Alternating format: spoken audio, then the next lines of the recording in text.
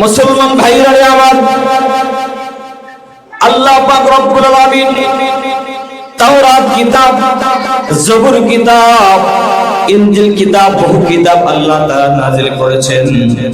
প্রত্যেকটি কিতাব আল্লাহ পাক নাযিল করেছেন, কিতাবগুলো বাইন্ডিং করে বেঁধে পয়গম্বর হাতে দিয়েছেন। যেমন পয়গম্বর মুসা আলাইহিস সালাতু ওয়াস সালামকে বলা হলো, ওগো পয়গম্বর আসেন, তোর পাহাড়ে আসেন। আল্লাহ তাআলা বলেন আমি আপনাকে কিতাব দান করব। সঙ্গে সঙ্গে পয়গম্বর মুসা আলাইহিস সালাতু ওয়াস সালাম দৌড়ে দৌড়ে পয়গম্বর তোর পাহাড়ে গিয়েছেন। যাওয়ার পরে সেখানে বাইন্ডিং করে বেঁধে তাওরাত কিতাব পয়গম্বর হাতে দিলেন। এরকম ভাবে জবর কিতাব, ইনজিল, এই কিতাবগুলো আল্লাহ তাআলা বাইন্ডিং করে বেঁধে পয়গম্বর হাতে দিয়েছেন। কিন্তু কোরআন কারীম এমন একটা কিতাব, যে কিতাব আল্লাহ তার নবীর হাতে দেয় নাই, সরাসরি আল্লাহ তার নবীর সিনায় নাযিল করেছেন। বলেন সুবহানাল্লাহ। এজন্য তামাম পৃথিবীর ভিতরে বহুত মানুষ কোরআনের ক্ষতি করতে আসছে, পৃথিবীতে বিদায় করতে চেয়েছে, কিন্তু পারে নাই। কারণ কোরআনের হেফাজতের জিম্মাদারি আল্লাহ তাআলা নিয়েছেন। আল্লাহ তাআলা বলেন কিতাবুন আনজালনাহু ইলাইকা লিতুখরিজান নাসা মিনাল যুলুমাতি ইলান নূর। এই কিতাব আমি আল্লাহ তাআলা নাযিল করেছি মানুষের হেদায়েতের জন্য, যাতে করে মানুষকে জাহেলিয়াতের অন্ধকার, বর্বরতার অন্ধকার থেকে মানুষকে হেদায়েতের নূর দান করে। জবান খুলে আল্লাহু আকবার। মুসলমান ভাইরা আমার, কোরআনের দুশমনি করতে গিয়া বহু মানুষ ক্ষতিগ্রস্ত হয়ে গেছে। বাংলার জমিন শুধু নয়, বাংলাদেশ, ভারত, পাকিস্তান, তিনটা রাষ্ট্র মিলে, কয় রাষ্ট্র বলেন? তিনটা রাষ্ট্র মিলে একটা নাম ছিল মহাভারত। ওই মহাভারতের ভিতরে প্রায় 250 বছর পর্যন্ত ইংরেজরা শাসন চালাচ্ছে। 250 বছর, প্রায় 250 থেকে 300 বছর পর্যন্ত ইংরেজরা শাসন চালাইছে। এমন সময় শাহ আব্দুল আজিজ মুহাদ্দিস দেহলভী রাহমাতুল্লাহি আলাইহি যখন দেখলেন যে ইংরেজরা মুসলমানদের উপর জুলুম করে, মুসলমানদের উপর নির্যাতন করে, মুসলমানদের কষ্ট দেয়, কোরআন থেকে দূরে সরে রাখতে চায়, মা বোনদের উপর জুলুম করে, নির্যাতনের শিকার হয় মা বোনেরা। এমন মুহূর্তে শাহ আব্দুল আজিজ মুহাদ্দিস দেহলভী রাহমাতুল্লাহি আলাইহি বললেন, মহাভারতের ভিতরে যদি আল্লাহর কোরআন, যদি আল্লাহর বিধান যদি জারি রাখতে চাও, মহাভারতের ভিতরে যদি আল্লাহর হুকুম বিধান এটা জারি রাখতে চাও, তাহলে ইংরেজ খেদানোর আন্দোলনে ঝাঁপিয়ে পড়ো। জবান খুলে পড়েন আল্লাহু আকবার। ইংরেজ খেদানোর আন্দোলনে ঝাঁপিয়ে পড়ো। এই কথা যেই মাত্র বলছেন, সঙ্গে সঙ্গে মুসলমানরা যুদ্ধের জন্য প্রস্তুত হয়ে গেছে। কিভাবে ইংরেজ খেদানো যায়? এবার ইংরেজ খেদানোর আন্দোলন শুরু হয়ে গেল। যুদ্ধ শুরু হয়, বারবার শুধু মুসলমানের বিজয় হয়। জবান খুলে পড়েন আল্লাহু আকবার। যুদ্ধ শুরু হলো, বারবার মুসলমানদের বিজয় হয়। এমন মুহূর্তে ব্রিটেনের খ্রিস্টানরা সবাই পরামর্শের জন্য বসে গেল। কি পরামর্শ সেখানে শুরু হয়ে গেল যে কি ব্যাপার, অস্ত্র আমাদের বেশি, ক্ষমতাও আমাদের বেশি, টাকা পয়সা আমাদের বেশি, সব কিছু আমাদের বেশি, এরপরেও মুসলমানদের বিজয় হয়। এবার জবান খুলে বলেন তো, মুসলমানদের যিনি বিজয় দান করবেন, আওয়াজ করে বলেন তো তিনি কে? মুসলমান ভাইরা আমার, যুদ্ধ শুরু হয়ে গেল। একের পরে আর যুদ্ধ শুরু হয়। যুদ্ধ চলতে চলতে এক পর্যায়ে মুসলমান যখন বিজয় অর্জন করলেন, এমন সময়ে তারা পরামর্শ করলো কি ভাই মুসলমানদের বিজয় হয়, বিজয় কেমনে ছিনিয়ে নেওয়া যায়?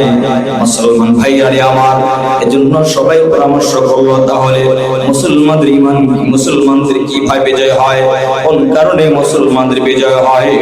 চিন্তা করতে করতে, পরামর্শ করতে করতে একজন বয়স্ক বয়স্ক সৈনিক সৈন্য দাঁড়িয়ে গিয়ে এবার মিটিং এর সবাই কি বলতেছেন, বাদশা নামদার মুসলমান বিজয় অর্জন করার পিছনে একটা কারণ আছে। কয়েক কারণ বলেন তো? একটা কারণ আছে। বলে কোন কারণ? কোন কারণে মুসলমানদের বিজয় হয়? সঙ্গে সঙ্গে এবার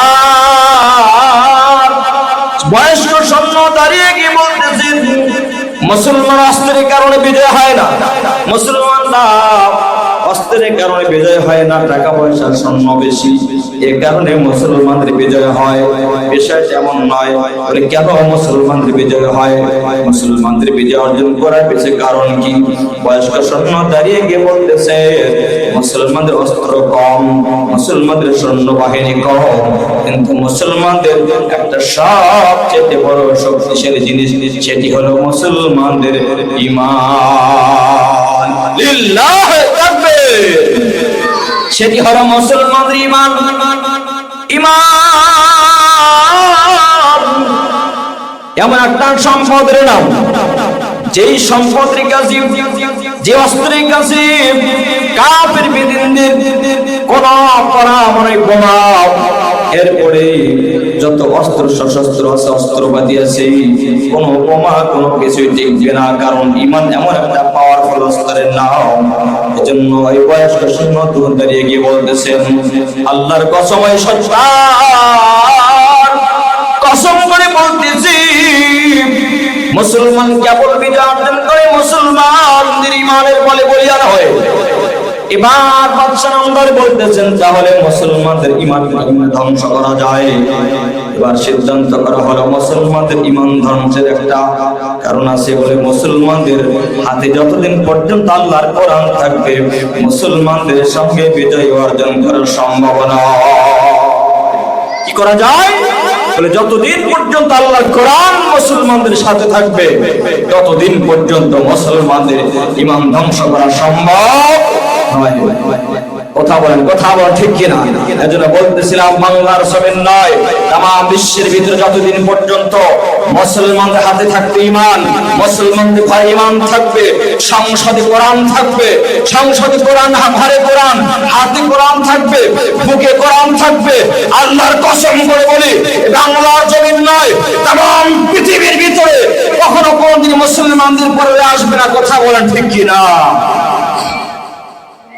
কোরআন এমন একটা অস্ত্রের নাম, ঈমান এমন একটা অস্ত্রের নাম, যে ঈমান বাড়ে, অস্ত্রটা চকচকা হয়, ধারালো হয়, পাওয়ারফুল হয়, সেটি হলো ঈমানের মাধ্যমে। মুসলমান ভাইরা আমার, যে কথা বলতেছিলাম, এবার বয়স্ক শূন্য দাঁড়িয়ে গিয়ে বলতেছেন, মুসলমানদের হাতে যতদিন পর্যন্ত কোরআন থাকবে, ততদিন পর্যন্ত বিজয় অর্জন করা সম্ভব নয়। তাহলে কিভাবে তাদেরকে বিদায় করে দেওয়া যায়? কোরআন থেকে কিভাবে তাদেরকে দূরে সরিয়ে দেওয়া যায়? মুসলমান ভাইরা আমার, গভীর মনোযোগ কথা বুঝবেন। এবার বয়স্ক শূন্য দাঁড়িয়ে গিয়ে বলতেছেন, মহাভারতের ভিতরে যত আল্লাহর কোরআন আছে, কোরআনগুলোকে আগুনে জ্বালিয়ে পড়ে ভস্ম করে দাও, কোরআনগুলোকে টাকা দিয়ে কিনে কিনে সেগুলো আগুনে জ্বালিয়ে পড়ে শেষ করে দাও, যাতে করে মহাভারতের ভিতরে আল্লাহর কোনো কোরআন যেন না থাকে। বলেন নাউজুবিল্লাহ। এবার বলেন তো, কোরআনের হেফাজত যিনি করবেন তিনি কে? মুসলমান ভাইরা আমার, এবার লক্ষ লক্ষ কোটি কোটি টাকা দিয়ে মহাভারতের ভিতরে যত লাইব্রেরি আছে, লাইব্রেরি গুলোতে কোরআন কেনা হলো, কিনে কিনে কোরআন গুলো আগুনে জ্বালিয়ে দেওয়া হচ্ছে।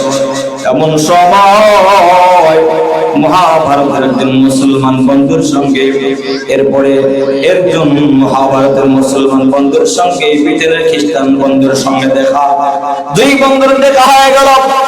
মুসলমান বন্ধু ডাক দিয়ে বলতেছেন, কিরে হঠাৎ কেন তুই মহাভারতের ভিতরে দেখতেছি, কারণ কি বল? এবার খ্রিস্টান বন্ধু বলতেছে, বহুবার যুদ্ধ হয়েছে, তোমরা মুসলমানরা বিজয় অর্জন করেছো, কিন্তু আর তোমরা আমাদের সঙ্গে, আমরা খ্রিস্টান ইংরেজদের সঙ্গে তোমরা বিজয় অর্জন করতে পারবা না। মুসলমান বন্ধু ডাক দি বলে, কোন কারণে আমরা বিজয় অর্জন করতে পারবো না? এবার খ্রিস্টান বন্ধু ডাক দি বলতেছেন, কারণ হলো তোমরা এতদিন বিজয় অর্জন করেছো তোমাদের ইমানের বলে বলে না বলে, কিন্তু তোমাদের ইমান নামক ব্যাটারিতে চার্জ হয় কোরআন তিলাওয়াতের মাধ্যমে, কোরআনের সাথে সম্পর্ক রাখার মাধ্যমে। মহাভারতের ভিতরে যত কোরআন ছিল সমস্ত কোরআন গুলোকে আগুনে জ্বালিয়ে পরিভর্ষ করে দিয়েছি, আর তোমরা কোরআন তিলাওয়াত করতে পারবা না। নাউযুবিল্লাহ, পড়েন নাউযুবিল্লাহ। এবার আওয়াজ করে বলেন তো, কোরআন কি ধ্বংস করতে পারবে? পারবে? আল্লাহ তাআলা বলেন,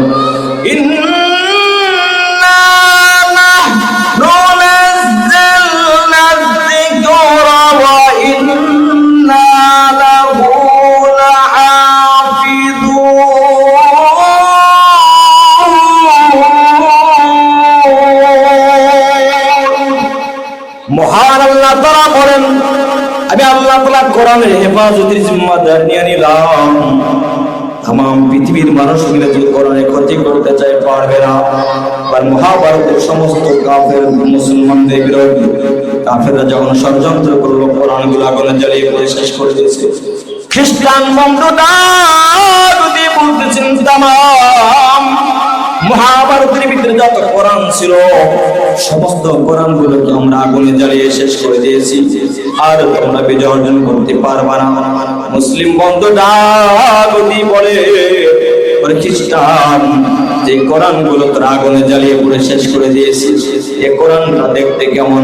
বলতেছে কোরআনটা দেখতে ডিকশনারির মতো দেখা যায়। কি দিয়ে লেখা? কালো কালি দিয়ে লেখা। কিসের কোরআন? বলে কাগজের কোরআন। ওরে আল্লাহর দুশমন, কোরআনের দুশমন, এমন একটা কোরআন আগুনে জ্বালিয়ে খুব বাহাদুরি করছিস যে কোরআন হাঁটতে পারে, বলে না হাঁটতে পারে না, চলতে পারে, বলে না চলতে পারে না, খাইতে পারে, বলে না খাইতেও পারে না, ঘুমাইতে পারে, বলে না ঘুমাইতেও পারে না, কথা বলতে পারে, বলে না কথা বলতে পারে না। ওরে খ্রিস্টানের বাচ্চা খ্রিস্টান, এমন একটা কোরআন পড়েছিস যে কোরআন ডিকশনারির মতো দেখা যায়, কালো কালি দিয়ে লেখা। কাগজের কোরআন হাঁটতে পারে না, চলতে পারে না, খাইতে পারে না, ঘুমাইতে পারে না, এমন একটা কোরআন পড়ে বাহাদুরি করছিস। আল্লাহর জমিনে এমন এক কোরআন আছে যে কোরআন হাঁটতে পারে, চলতে পারে, খাইতে পারে, কথাও বলতে পারে। আল্লাহু আকবার বলে এমন একটা কোরআন বাহাদুরি করতেছিস। আল্লাহ জমিনে এমন এক কোরআন আছে যেই কোরআন হাঁটতে পারে, খাইতে পারে, ঘুমাইতে পারে। এবার কথা বলেন, তেমন কোরআন জমিনে আছে না নাই? যদি আগুন লেগে ধ্বংস হয়, ধ্বংস হয়ে যায়, যদি আগুন লেগে যায়, পুড়ে যায় পৃথিবীর সব বইয়ের দোকান, বিশ্ব থেকে হারাবে না পবিত্র কোরআন, বিশ্ব থেকে হারাবে না পবিত্র কোরআন। যদি আগুন লেগে যায়, পুড়ে যায় পৃথিবীর সব বইয়ের দোকান, বিশ্ব থেকে হারাবে না পবিত্র কোরআন। দেখো পাকিস্তানের জিয়ামল বিমান দুর্ঘটনায় ভাই, তার বিমান পুড়ে ছাই হয়েছে, কোরআন পুড়ে নাই। মারহাবা বলে। দেখো পাকিস্তানের জিয়ামল বিমান দুর্ঘটনায় ভাই, তার বিমান পুড়ে ছাই হয়েছে, কোরআন পুড়ে নাই। যেমন ছিল তেমন আছে, ওরে যেমন ছিল তেমন আছে, একটি সূরা হয়নি ইসলাম, বিশ্ব থেকে হারাবে না পবিত্র কোরআন, বিশ্ব থেকে হারাবে না পবিত্র কোরআন। লিল্লাহ তাকবীর। মুসলমান ভাইরা আমার, এজন্য বলতেছিলাম, মুসলমান বন্ধু ডাক দিয়ে বলতেছি, তাম পৃথিবী থেকে যদি কাগজের কোরআন আগুনে জ্বালিয়ে পুড়ে শেষ করে দেওয়া হয়, কিন্তু আল্লাহর জমিনে এমন কোরআন আছে যে কোরআন হাঁটতে পারে, চলতে পারে, খাইতে পারে, ঘুমাইতে পারে, কথা বলতে পারে। এমন কোরআন আমাদের এই মাদ্রাসায় আছে না? না। যারা গভীর রাতে ঠান্ডা পানি দিয়া ওযু করে এরপরে নামাজ আদায় করে গভীর রাতে আল্লাহর কোরআন পড়ে, এমন পাখিদেরকে তাম পৃথিবী থেকে যদি কাগজের কোরআন বিদায় করে দেওয়া হয়, এমন পাখিদের সিনার ভিতরে আল্লাহ কোরআন হেফাজত করেছেন। ওই কোরআন কি ধ্বংস করা সম্ভব? কথা বলেন ঠিক কিনা? কখনোই সম্ভব নয়। এজন্য কোরআন যদি বিদায় করে দেওয়া হয়, নতুন করে আমার সূরা বাকারা থেকে সূরা নাস পর্যন্ত সুন্দর করে আবার লেখা হবে, কোথাও কোনো সমস্যা হবে না। এজন্য আল্লাহ পাক বলেন, কোরআনের হেফাজতের জিম্মাদারি আমি আল্লাহ নিয়েছি। এজন্য তাওরাত, জবুর, ইনজিল এই কিতাবগুলো বাইন্ডিং করে বেঁধে পয়গম্বরের হাতে দিয়েছেন। কিন্তু কোরআন এমন একটা কিতাব, যে কিতাব আল্লাহ তাআলা সরাসরি পয়গম্বরের সিনায় নাযিল করেছেন। সুবহানাল্লাহ। মুসলমান বান্ধবী আমার, মুসলিম বান্ধবরা বলতেছেন, কাগজের কোরআন পড়ে বাহাদুরি করছিস। আল্লাহর জমিনে এমন কোরআন আছে যারা হাঁটতে পারে, চলতে পারে, কোথাও বলতে পারে, খাইতে পারে, ঘুমাইতে পারে। খ্রিস্টান বন্ধু মাথায় হাত দিয়ে বলে, ও বন্ধুরে, ওই কোরআন কোথায়? যেই কোরআন খাইতে পারে, হাঁটতে পারে, চলতে পারে, কোথাও বলতে পারে। ওই কোরআন সংবাদ যদি আমি ব্রিটেনে পাঠাইতে পারি, তাহলে বড় একটা হুকুম পাবো, পুরস্কার পাবো। ওই কোরআনের সংবাদটা আমাকে দাও। এবার মুসলিম বন্ধু খ্রিস্টান বন্ধুর হাত চেপে ধরে পড়ে, করে খ্রিস্টানের বাচ্চা, খ্রিস্টান চল দিল্লির শাহিজান মসজিদের কাছে একটা হাফেজখানা মাদ্রাসা আছে, ওই মাদ্রাসায় চল। এবার কোরআনের পাখিকে যখন মুসলিম বন্ধু যখন খ্রিস্টান বন্ধুকে হাত ধরে নিয়ে যখন দিল্লির শাহিজান মসজিদের কাছে হাফেজখানা মাদ্রাসার কাছে নিয়ে গেছেন, যাওয়ার পর এবার ওস্তাদ কি বলা হচ্ছে, ছোট্ট একটা কোরআনের পাখি আমাকে দান করো। এই সূরা বাকারা থেকে সূরা নাস পর্যন্ত সুন্দর করে শোনাইতে পারে এমন একটা কোরআনের পাখি আমাকে দাও। এবার হাফেজ সাহেব ছোট্ট একটা কোরআনের পাখি যখন দান করছে, দেওয়ার পরে এবার বলতেছেন, বাবা তুমি কোরআন কারীম তেলাওয়াত শুরু করে দাও। এবার কোরআনের পাখি সূরা বাকারা থেকে নিয়ে সূরা নাস পর্যন্ত তেলাওয়াত শুরু করে দিয়েছে। আল্লাহু আকবার বলেন। কোরআনের পাখি বলতেছেন, আলিফ লাম যালিকাল কিতাবু লা রাইবা ফীহি হুদাল লিল মুত্তাকিন।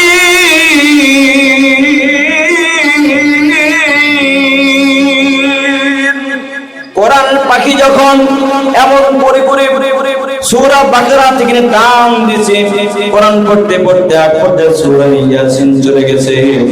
এবার খ্রিস্টান বন্ধু দেখতেছে ছোট্ট কোরআন পাখিও কাঁদে, যার চোখ দিয়ে পানি ঝরছে। মুসলিম বন্ধু কাঁদতেছে। এবার খ্রিস্টান চিন্তা করতেছে, কিছুই বুঝলাম না, কি তেলাওয়াত করে, কেন এই পা কাঁদে, বুঝলাম না, কিছুই বুঝি না। কিন্তু যেই মাত্র সূরা ইয়াসিন রহমান ভিতরে চলে গেছে, যাওয়ার পর এবার খ্রিস্টান বন্ধুর চোখ দিয়ে পানি বের হইতে শুরু হয়েছে। আল্লাহু আকবার বলেন।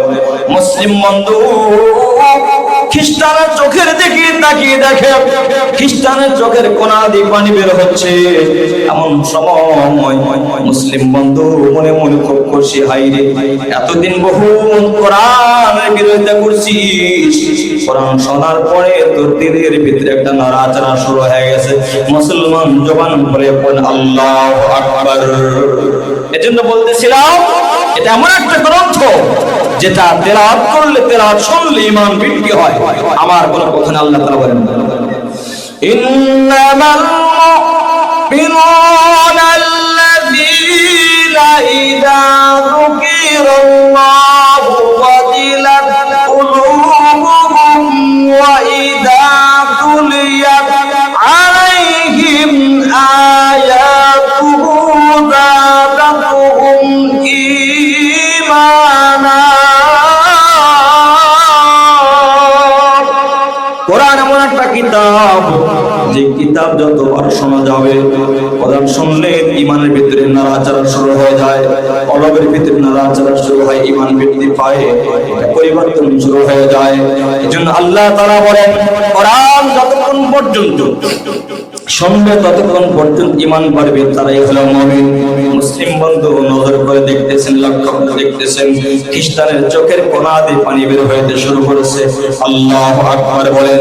খ্রিস্টানের চোখের কোণা যখন পানি বের হইতে শুরু করেছে, এবার কোরআনের পাখি ছোট্ট করে যখন কোরআন কারীম শেষ করে আওয়াজটা শেষ করে দিয়ে বলছেন, সাদাকাল্লাহুল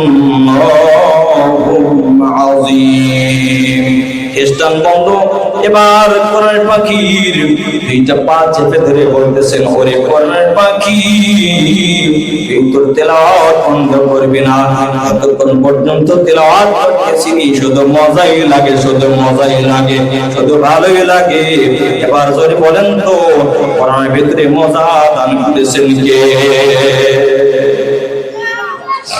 মুসলমান ভাইরা রে আমার, বলতেছিলাম এজন্য কোরআনের সাথে যাদের সম্পর্ক ভালো, কোরআনের সাথে যাদের সম্পর্ক ভালো, এদের সম্মান কম না বেশি?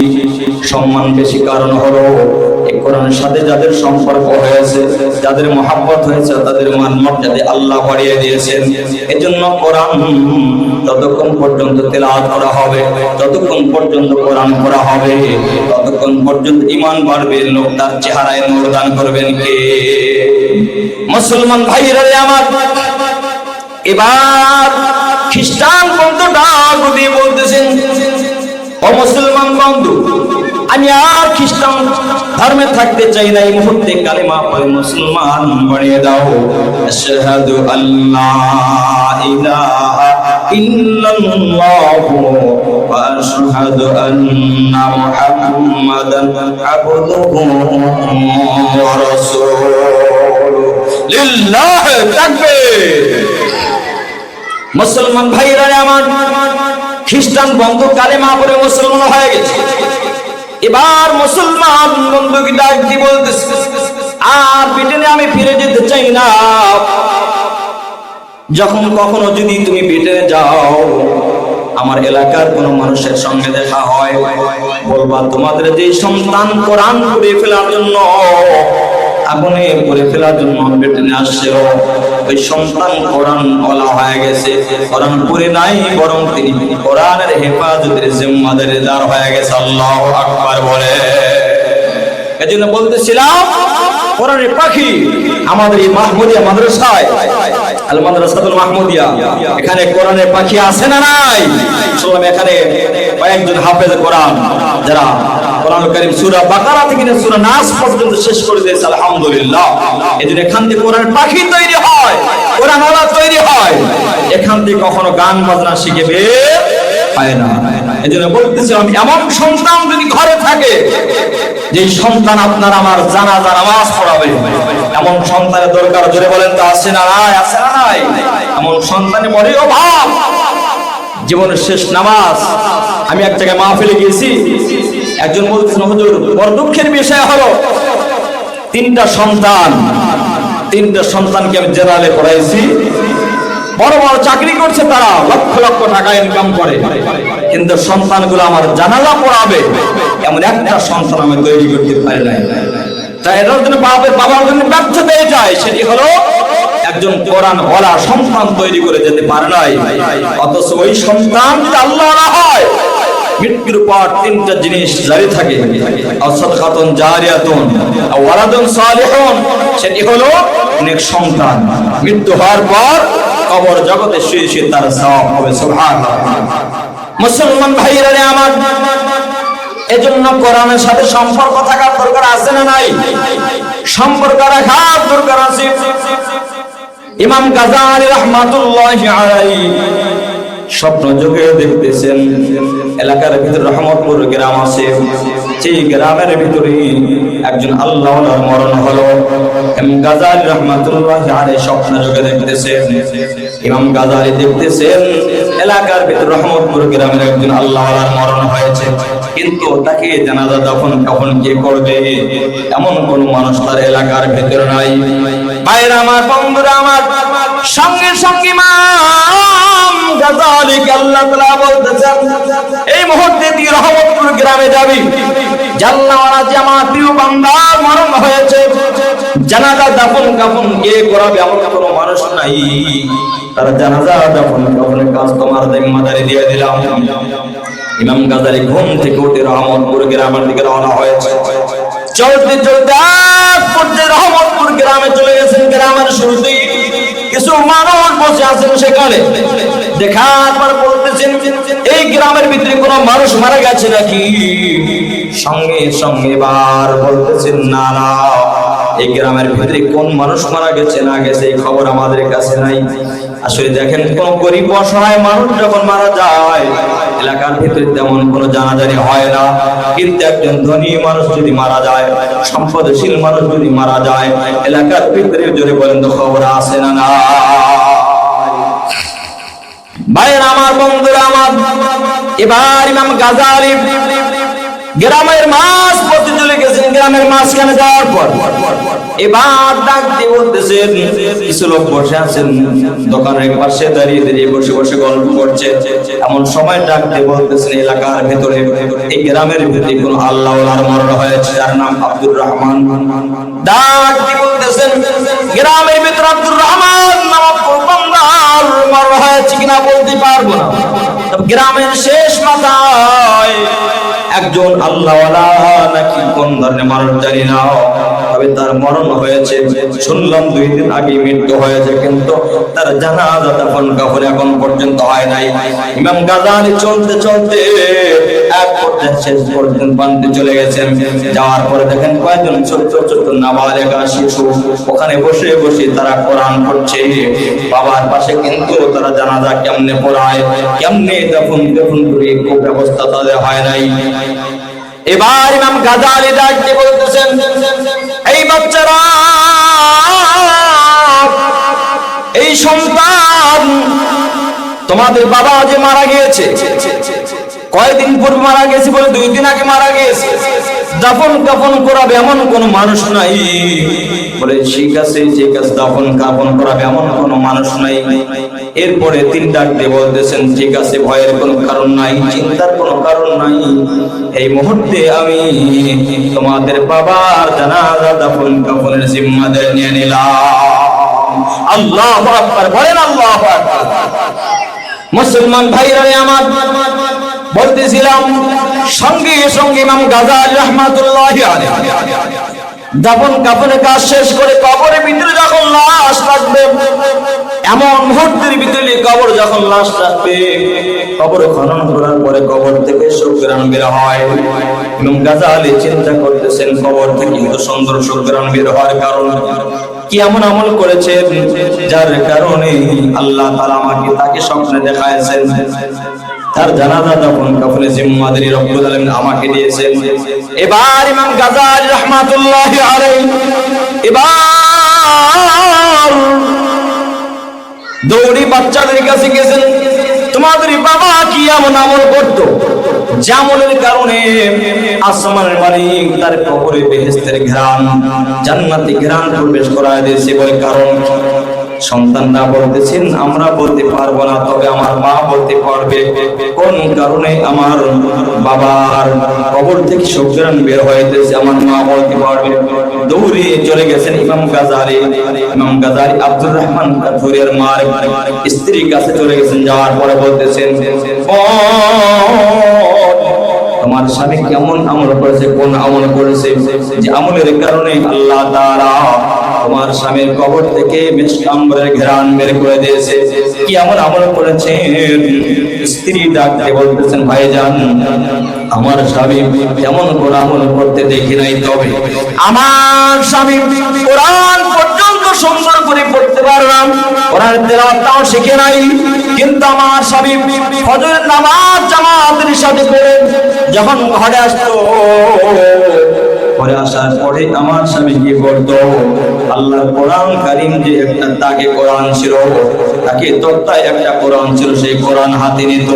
হাতে নেওয়ার পর প্রত্যেকটি লাইনের নিচ দিয়া তার হাত বুলায় যেত আর বলতো, আল্লাহ তোমার কোরআন কারীমের তেলাওয়াত করতে জানি না, কিন্তু তোমার কোরআন কি বড় ভালোবাসি। লিল্লাহি তাকবীর। কোরআন পড়তে জানি না ঠিক আছে, কিন্তু তোমার কোরআন কি বড় ভালোবাসি, যে জীবনের চাইতে তোমার কোরআনকে বড় ভালোবাসি আল্লাহ। প্রত্যেকটি লাইনের নিচ দিয়ে ইমাম গাজালি দেখতেছেন আব্দুর রহমান কাঠুরের হাত যে নিয়ে গেছে, আঙ্গুল নিয়ে গেছে, তার চিহ্ন এখনো কোরআনে আছে বিদ্যমান। আল্লাহু আকবার, আল্লাহু আকবার। মুসলমান ভাইরা আমার, ইমাম গাজালি রাহমাতুল্লাহি আলাইহি চোখের পানি ছেড়ে দিয়ে বলতেছেন, বোন আর শোনার দরকার নাই, সত্যি তোমার স্বামী কোরআন তেলাওয়াত জানে না, কোরআন পড়তে জানে না, কিন্তু আল্লাহর কোরআনকে বেশি ভালোবাসে, যার কারণে আসমানের মালিক আল্লাহ পাক রব্বুল আলামিন কোরআনের সাথে সম্পর্ক থাকার কারণে আল্লাহ তাআলা জান্নাতের মেহমানদের দপ্তরে কবুল করেছেন। বলেন আল্লাহু আকবার, লিল্লাহি তাকবীর। এজন্য আসব যতদিন কোরআনের সাথে এবং কোরআন ওয়ালা ওলামা একরামদের সাথে সম্পর্ক রাখবো ইনশাআল্লাহ, আল্লাহ তাআলা আমাদের সকলকে কোরআন নিয়ে কোরআন ওয়ালাদের সাথে থেকে জীবন যাপন করার তৌফিক দান করুক, আল্লাহুম্মা আমিন। আমরা পারবো ইনশাআল্লাহ। কোরআন এমন একটা কিতাব, এই যেখানে আসছে ছোট ছোট কোরআনের পাখি আমরা দেখতেছি, এরাই হলো সত্যিকারের মানুষ, যারা মা বাবা মৃত্যুবরণ করার পর তারা জানাজা দাফন কখন করবে ইনশাআল্লাহ। এজন্য সন্তানকে মাদ্রাসায় দিবেন, দ্বীনি শিক্ষা দিবেন, এগুলো মাদ্রাসা থেকে আল্লাহওয়ালা হয়ে বের হবে, তারা কখনো জাতির দুশমন আবার দেশপ্রেমিক হবে, আল্লাহওয়ালা হবে। এইরকম সন্তান প্রত্যেকটি ঘরে ঘরে যদি বলেন তো দরকার আছে না নাই?